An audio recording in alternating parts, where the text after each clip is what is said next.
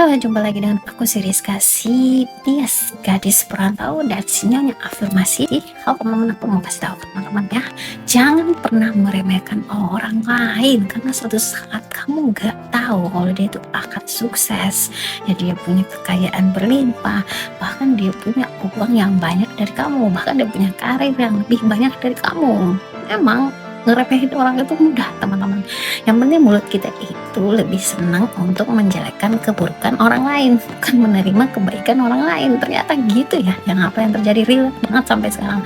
Jadi kita ngeremehin orang, misalnya kakak, abang kita, saudara kita, bahkan adik kita, bahkan keponakan, bahkan saudara-saudara, itu diremehin gitu.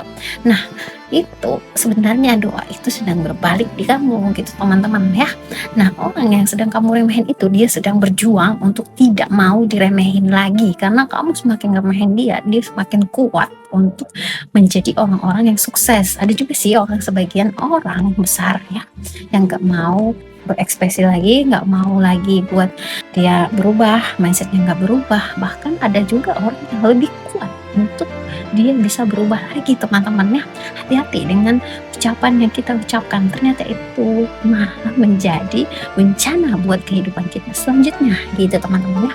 Dulu juga sama, aku pernah diremehin sama teman-teman ya, teman-teman ya, teman-teman kuliah lah ya. Banyak yang bilang aku nggak buat banget sih gitu. Kadang aku juga apa ya, orangnya nggak jelas sih, apa lu ngomong apa sih lu gitu. Kadang emang iya sih kalau aku kayak kayak nggak fokus gitu ya. Aku tahu karena aku yakin ilmu yang aku dapat dari daerah aku sama yang diterjunin di kota itu memang beda gitu teman-teman. Jadi daya tangkap kita sama kota sama di daerah itu beda.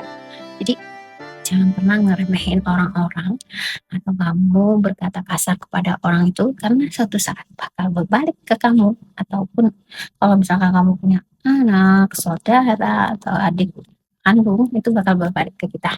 Jadi kalau ngeremehin orang di sekarang kamu, pasti ya senang sih di saat itu, karena kamu happy, aku sudah mengeluarkan apa yang aku inginkan gitu ya. Aku juga tahu itu sebenarnya karena aku juga udah pernah ngalamin gitu teman-teman ya. Aku saranin ke teman-teman, jadi support lah teman-teman yang ingin menjadi orang-orang sukses ya. Jangan dikucilkan, jangan diremehin, jangan diasingkan, apalagi nggak ditemenin teman-teman.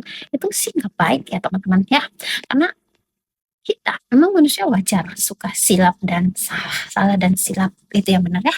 Karena kita itu juga punya mulut ya, mulut itu suka mencari masalah sebenarnya. Ya, kalau dibawa ke hal-hal yang negatif, berarti mulutmu itu sedang membawa kamu ke hal-hal yang tidak akan kamu wujudkan sama sekali.